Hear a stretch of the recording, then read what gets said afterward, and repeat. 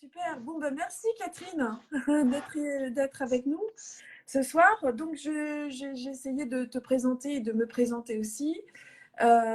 Et donc, voilà, ce soir, on vous invite à regarder ce live parce que on a remarqué qu'on faisait quand même pas mal d'erreurs quand on rentrait dans la ménopause. Moi, la première, coucou, je suis là aussi.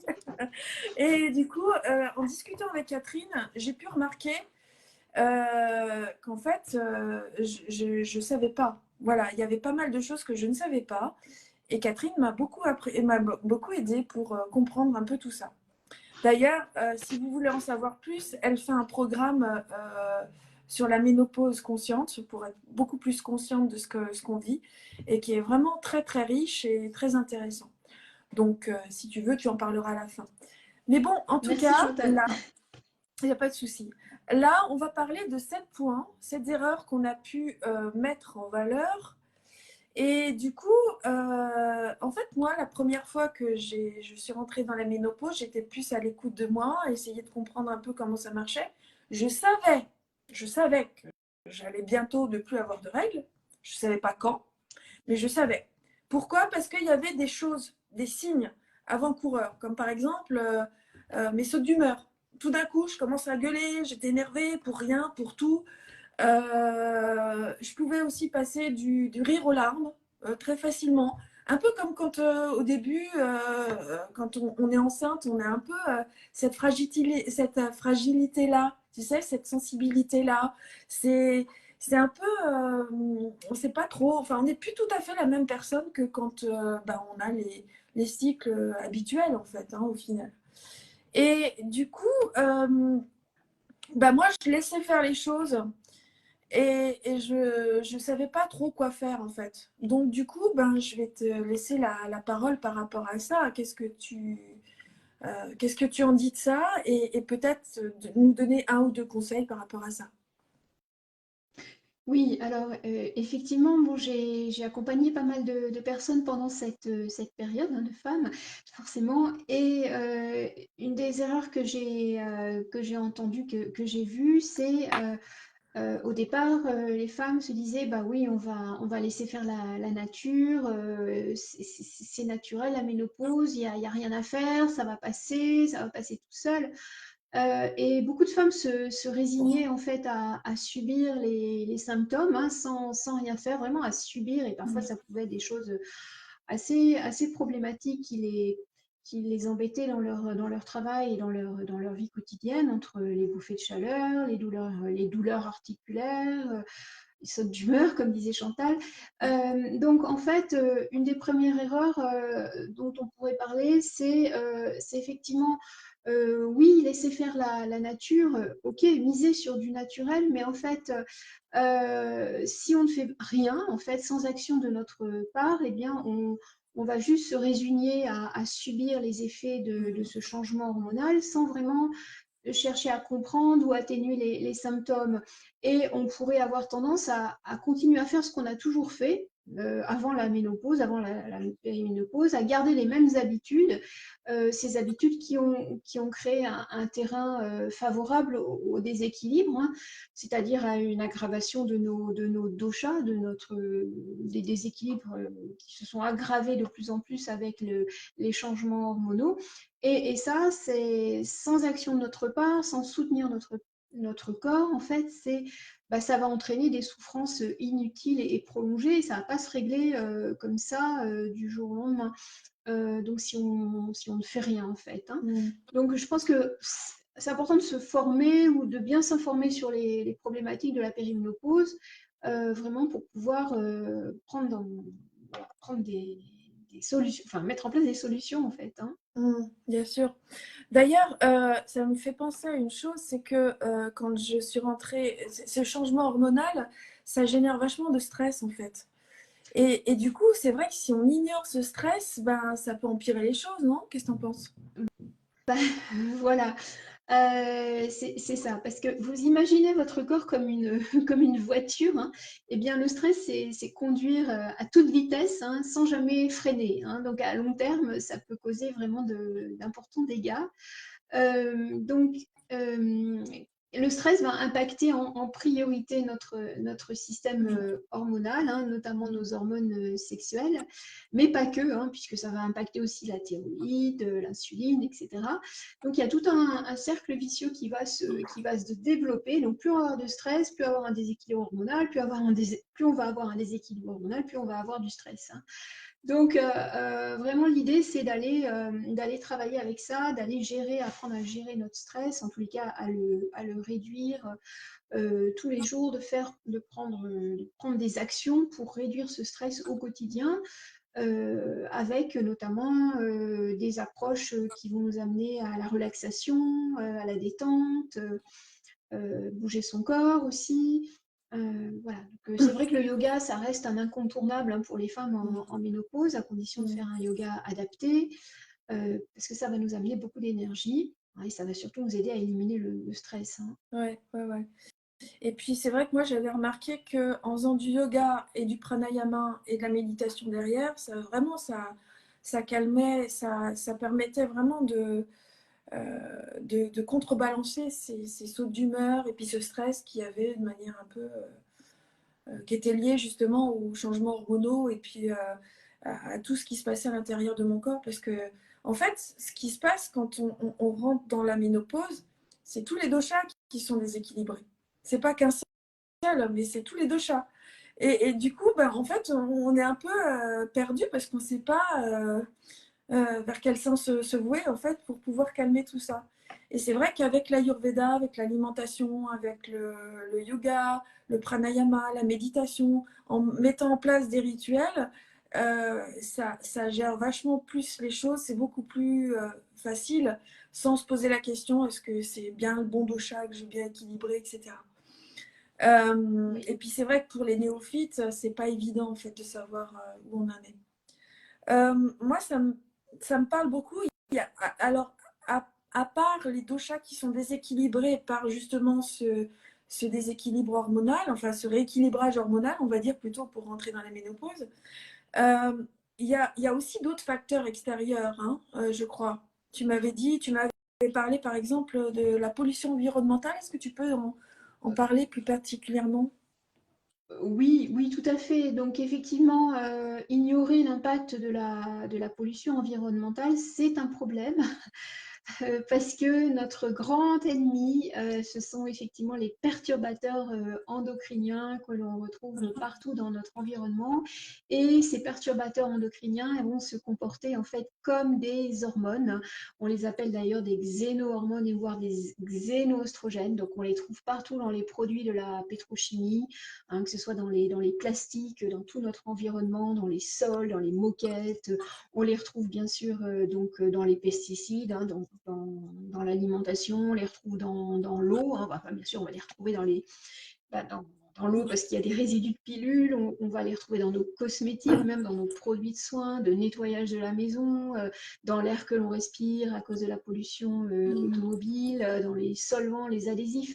Bref, en fait, ces xénohormones, elles ont des effets œstrogéniques et c'est ça, entre autres, hein, sur tous les êtres vivants, hein, sur les mammifères aussi. Et le danger, c'est qu'elles sont extrêmement puissantes à des doses et actives, hein, à des doses infimes, hein. Donc elles s'accumulent en fait dans le tissu adipeux.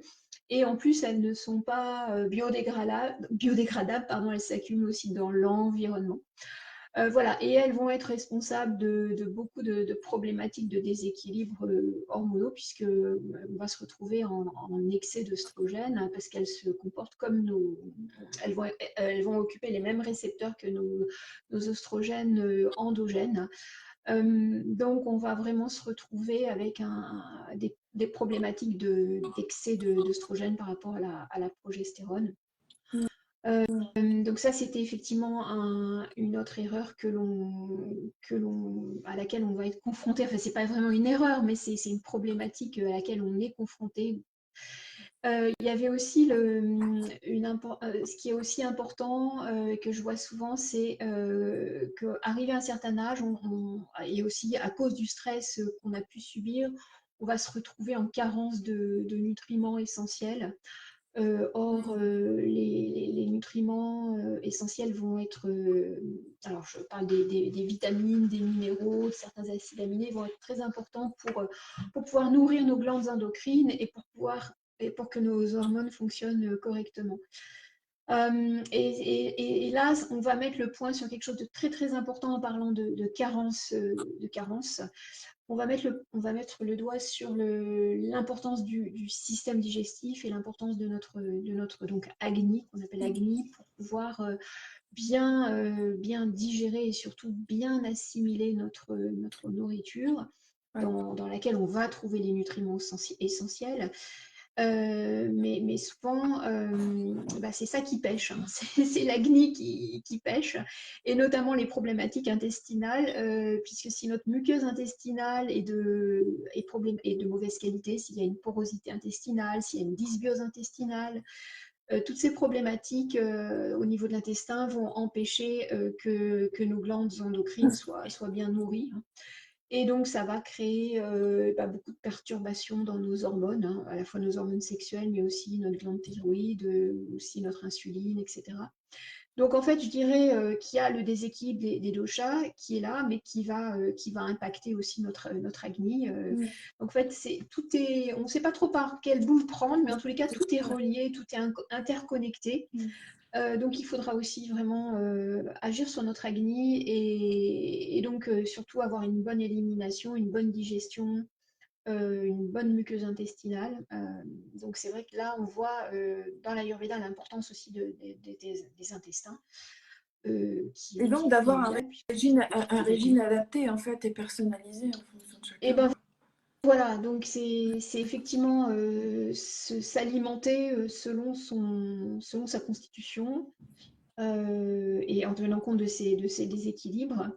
Et les problématiques aussi, à d'autres, je vois effectivement d'autres erreurs, par exemple, qui est le fait de faire des régimes restrictifs, par Donc j'allais y exemple, hein. venir justement. Euh, voilà. Parce que c'est vrai, je vois beaucoup de personnes, tu sais, je vois beaucoup passer de publicité sur les réseaux, sur les régimes.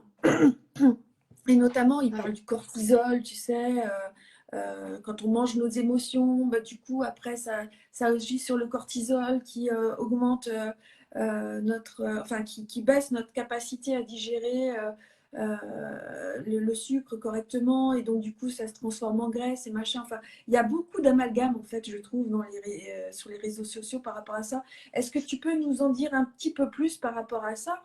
Et justement, si ces régimes restrictifs, comme par exemple, je ne sais pas, moi j'ai un exemple de régime, le paléo par exemple, ou le cétogène, ou même le crudivorisme aussi. Tu vois, il y a pas mal de choses autour de ça. Et il y a tellement de conseils, de trucs, qu'en fait on ne sait plus à quel sein se vouer. Et au final, on essaye, et puis puis ça marche pas. Et même, je dirais même que non seulement ça marche pas, mais en plus ça va augmenter les choses, ça va euh, Oui, ça va. avoir un effet plutôt contre-productif au final. Oui, ça va augmenter les déséquilibres. Mm. Oui, oui, c'est certain. Qu'est-ce qu'on peut dire là-dessus? Alors, il y a aussi le fait on parle beaucoup du jeûne intermittent également, Oui, hein. Euh, donc, l'idée, c'est qu'on ne peut pas avoir une réponse complètement générale pour ça.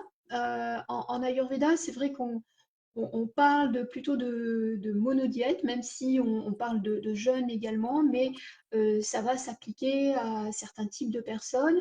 En tous les cas, généralement, ce qu'il est bon de faire, c'est de jeûner pendant la nuit, hein, c'est-à-dire de dîner le plus tôt possible le soir et de faire un break à notre agni de 11 heures à 13 heures, hein. Ça, c'est vraiment nécessaire, mais ça peut être complètement suffisant en fait, et c'est suffisant pour régénérer, hein. Parce que le fait de faire des jeûnes à répétition, en fait, ça va épuiser notre agni, hein, puisque l'agni, on peut voir ça comme un feu. Donc, si on nourrit pas assez le feu, en fait, eh bien, il va finir par s'éteindre, hein.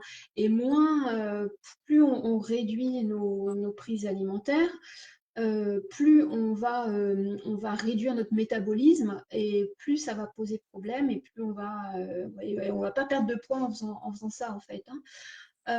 Donc l'idée c'est d'éviter de... L'idée c'est, comment dire, voilà, tous ces régimes, toutes ces choses à la mode, il y a des choses qui fonctionnent, qui sont très bien dedans, mais ne pas perdre la vision holistique de l'Ayurveda, que Agni, notre système digestif, c'est à la fois c'est à la fois la digestion de la nourriture, mais c'est aussi la digestion des expériences de vie, comment on digère nos émotions. Donc faut vraiment essayer de voir quelque chose, d'avoir une vision globale. Qu'est-ce que je voulais dire aussi par rapport Moi, c'était il y a une autre chose aussi que j'ai remarqué sur les réseaux et puis que bah, je vois aussi avec, par exemple, les médecins, notamment les gynécos, etc., qui vont donner, par exemple, des œstrogènes pour réguler les hormones, tu vois, qui vont donner un traitement hormonal pour réguler le truc, ou alors il y a des naturaux ou d'autres personnes qui vont donner des nutriments en plus, tu sais, tout un complexe de nutriments en disant bon, bah, allez, c'est bon, avec ça, ça va aller mieux, etc. Qu'est-ce que tu en penses de ça, toi? Bien, je connais ta réponse, hein, mais... Eh ben, vraiment croire comment dire, qu'une plante ou qu'un nutriment, même un ensemble de nutriments va résoudre le tout, hein, Ou même les qu'un complément hormones. alimentaire va résoudre le tout, c'est complètement, c'est pas, comment dire, c'est pas viable, c'est pas réaliste, hein, c'est pas réaliste, hein. Alors, on va pouvoir agir sur quelques symptômes, hein, en donnant comme ça un complément alimentaire. Mais en fait, si un symptôme va s'apaiser, un autre va ressortir parce qu'on n'aura pas agi sur la cause profonde du problème, qui vient en fait vraiment d'une problématique de dosha et d'une problématique d'agni en fait, hein, qui est vraiment la cause profonde de notre déséquilibre hormonal. Et puis en plus, en donnant plein de compléments alimentaires sans avoir rééquilibré Agni, eh ben, on va forcer le foie à travailler beaucoup plus. Donc ça va vraiment pas aider. Voilà, donc l'idée c'est vraiment de prendre soin de notre Agni qui va être vraiment la clé. Euh, Plutôt que d'essayer de prendre des tas de compléments alimentaires qui n'auront pas d'effet sur le long terme, et en tous les cas qui n'agiront pas sur la cause du problème du déséquilibre hormonal en tous les cas. Justement, je voulais te poser une question par rapport à ça. Euh, Chacun cherche une solution, ça c'est une évidence. Le truc, c'est que euh, il y a beaucoup de personnes qui essayent des choses et puis qui lâchent l'affaire. Tu vois? En fait, c'est pas périn. Tu vois ce que je veux dire?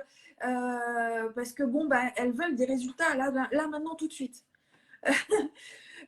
Évidemment, ça marche pas en fait. Ça marche pas parce qu'effectivement, avec l'Ayurveda, il faut une récurrence, il faut une régularité. Parce que justement, on rentre dans l'âge Vata et Vata, il est irrégulier, il est instable. Donc forcément, il va falloir commencer à poser des jalons, des bonnes bases en ayant des routines, enfin des habitudes beaucoup plus saines qu'on met en place tous les jours et qui soient aussi adaptées à nous, évidemment, mais aussi à la saison. Et ça, c'est important parce que sinon, sans ça, on est perdu. Et le problème, c'est que les gens, ils veulent une baguette magique, ils veulent un truc là maintenant qui marche tout de suite parce qu'ils en ont ras-le-bol d'avoir des bouffées de chaleur, par exemple, ou des maux de tête, ou d'avoir des problèmes digestifs, etc. Mais ça marche pas comme ça, en fait. Voilà. Et donc, tu peux nous en dire un peu plus par rapport à ça? Bah, c'est vrai, hein, parce qu'on n'a pas une vision holistique, on ne voit pas comment le corps et l'esprit fonctionnent ensemble, hein. On ne voit pas la chose dans la globalité, comment tout est interconnecté, parce que l'être humain, c'est vraiment un système holistique, dynamique, hein. Et tout est censé travailler ensemble, le corps, l'esprit et au-delà. Voilà, donc il faut se laisser le temps. Il faut se laisser le temps de mettre en place les changements progressifs, hein, être un petit peu patient. Et avec ça, on aura des résultats sur le long Mm. terme, vraiment, quoi. C'est parce Mm. que c'est...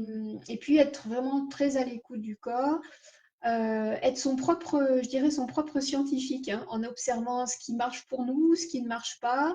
Parce qu'en fait, c'est pas des règles strictes, l'Ayurveda, qu'on doit appliquer. Non, chacun fait Mm. l'expérience et voilà, va tester certaines choses pour lui. Et voilà, en tous les cas, chacun est son propre guérisseur. En tous les cas, si on laisse faire le corps, il sait se réparer vraiment de lui-même si on lui en donne les moyens, si on lui en donne les conditions. Mais il faut vraiment faire ça Mm.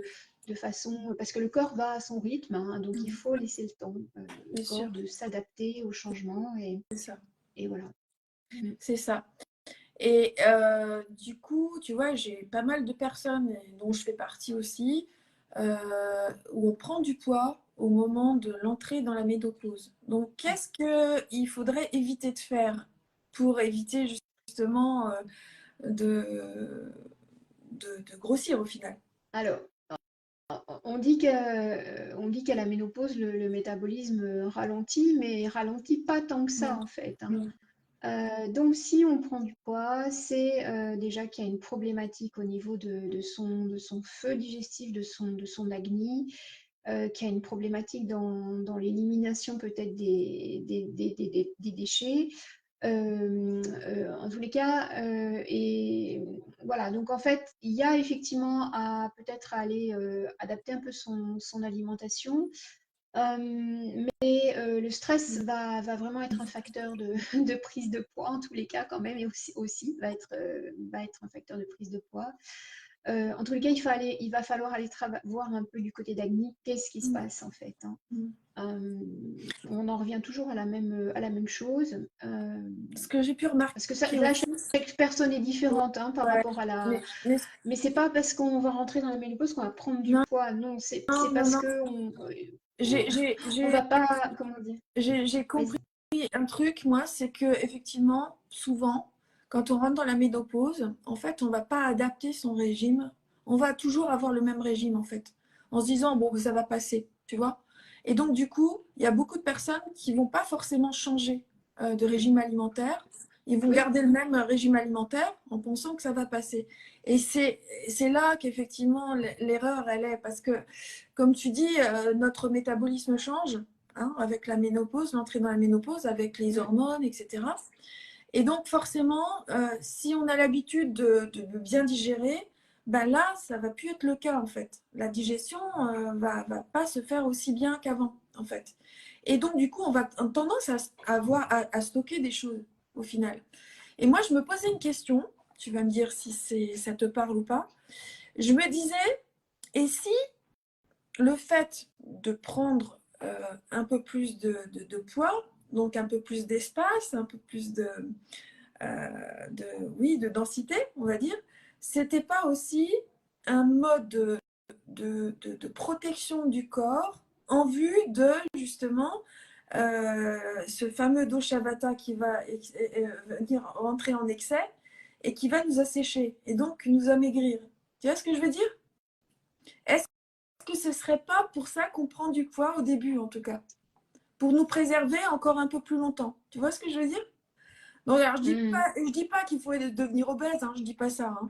Mais simplement, je me dis, tiens, ça pourrait être intéressant de comprendre aussi que le corps, il est intelligent. Notre corps est intelligent et il sait, en fait, tu vois, si on l'écoute bien. Oui, là, moi, je pourrais te répondre, pas selon l'approche ayurvédique, mais en tout cas, ce qui se passe au niveau de nos ovaires, donc quand ils ne produisent plus d'œstrogènes, eh bien, ce sont d'autres organes et d'autres glandes qui vont prendre le relais et qui vont continuer à fabriquer des œstrogènes. Alors, bien sûr, en quantité beaucoup moins importante, et notamment, il va y avoir le tissu adipeux. Alors, il va y avoir les glandes surrénales, mais il va y avoir aussi le tissu adipeux, les seins. Mm. Donc effectivement, on va avoir tendance à prendre un petit peu plus à les stocker, enfin, à faire un petit peu plus de tissu adipeux au niveau du ventre et au niveau des seins. Donc c'est pour ça qu'on a les seins qui grossissent en ménopause. Et parce qu'en fait, c'est eux qui vont prendre le relais pour produire un petit peu plus les oestrogènes. Donc, vouloir repasser à une taille 30, 36 ou 34, arriver en ménopause, bon, faut pas rêver. Ça, on n'y arrivera pas, à moins de s'affamer, ce qui va encore plus perturber nos hormones. Mais par contre, on peut très bien ne pas prendre de poids, voilà, en adaptant son alimentation, surtout sans s'affamer, en équilibrant bien son dosha vata, en équilibrant bien son agni, en soutenant son agni, avec des techniques respiratoires, voilà, avec certaines respirations, du yoga hormonal aussi, comme les respirations du feu, ce genre de choses.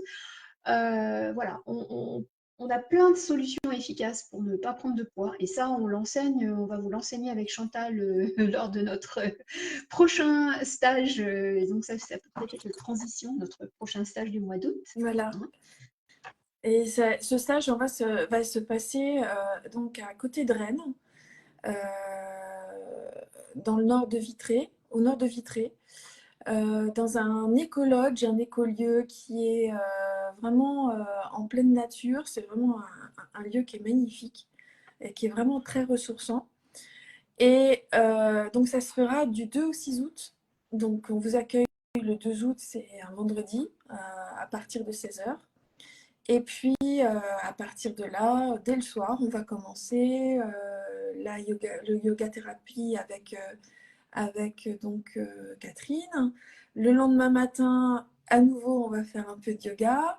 Et puis, vous allez recevoir des cours de yoga et d'ayurveda dans la matinée. Et puis ensuite, on va faire à manger ensemble. On va faire la cuisine ensemble. Hein, vous allez pouvoir savoir comment cuisiner ayurvédique. Voilà. On va concocter des bons petits plats bien délicieux et végétariens pour la plupart. Et ensuite, vous aurez l'après-midi de libre pendant lequel vous pourrez recevoir un massage ou un bilan ayurvédique par moi ou par Catherine. Et puis l'après-midi, en fin d'après-midi, on va se retrouver pour le repas et ensuite pour faire un petit peu de méditation, de yoga nidra pour préparer la nuit, pour bien dormir.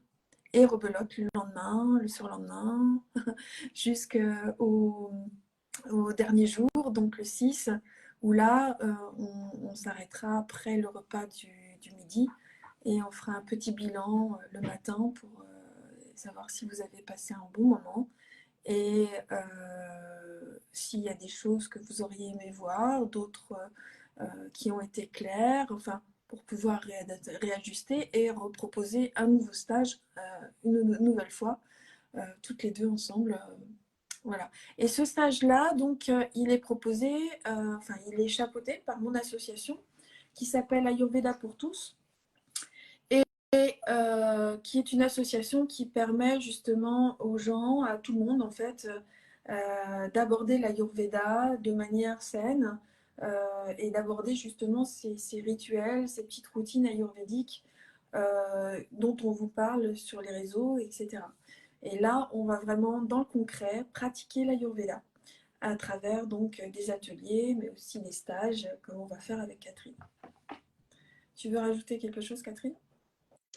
Euh, Peut-être que, par exemple, comment dire, pourquoi faire une retraite d'Ayurveda et de yoga? Là, c'est vraiment pour pouvoir vous extraire du quotidien et vous permettre de vous ressourcer, de prendre du temps pour vous, parce que cette période d'entrée dans la ménopause, il y a vraiment besoin, le corps a vraiment besoin d'être soutenu parce qu'en fait, arrivé à 50 ans, eh bien, souvent, on a souvent un petit peu épuisé nos surrénales, hein, avec le stress chronique qu'on subit pendant toutes ces années. On n'est pas forcément en super forme, enfin, en tout cas du point de vue de nos surrénales. Et il y a vraiment besoin de prendre un temps pour soi, pour se ressourcer, pour se reconnecter à qui nous sommes aussi véritablement, puisque nous entrons dans une phase de notre vie et ça, c'est des questions pour découvrir en fait, qui qui nous sommes, aussi à nous reconnecter à notre soi profond. Voilà, donc c'est une bonne façon aussi de se poser des bonnes questions, voilà, de recevoir aussi les soins dont on a besoin, d'avoir les outils concrets aussi qu'on pourra mettre en place chez soi. Voilà, donc vraiment, moi, je vous encourage vraiment à profiter de cette occasion là, voilà, qui va se passer au mois d'août. Mm. Et Ok, donc, je serai ravie de vous voir avec Chantal. carrément. Ouais, vous êtes les bienvenus, il n'y a pas de souci. Alors donc, je vais mettre le lien pour vous inscrire dans les commentaires ci-dessous. Comme ça, ben, n'hésitez pas à... Et puis, n'hésitez pas aussi à venir prendre contact avec d'entre nous si vous avez besoin de plus d'informations concernant votre cas particulier, concernant la ménopause, concernant aussi le stage ou l'association. N'hésitez pas, surtout, c'est important. Et donc voilà, donc on arrête ce live-là pour ce soir. Si vous le voyez après, donc en replay, vous pouvez tout à fait commenter, poser vos questions aussi directement et moi je vous répondrai ou Catherine vous répondra de toute façon. Voilà, bah, écoutez, je vous souhaite une bonne soirée, j'espère que ça vous a plu. N'hésitez pas à nous faire un petit pouce, un petit like sur ce live-là. Et puis à nous dire merci, et si vous le souhaitez, évidemment, en commentaire. Et puis, je vous souhaite une très bonne soirée. Merci Catherine d'être venue. À bientôt. Merci Chantal, bonne soirée à tous, à toutes. Bonne nuit.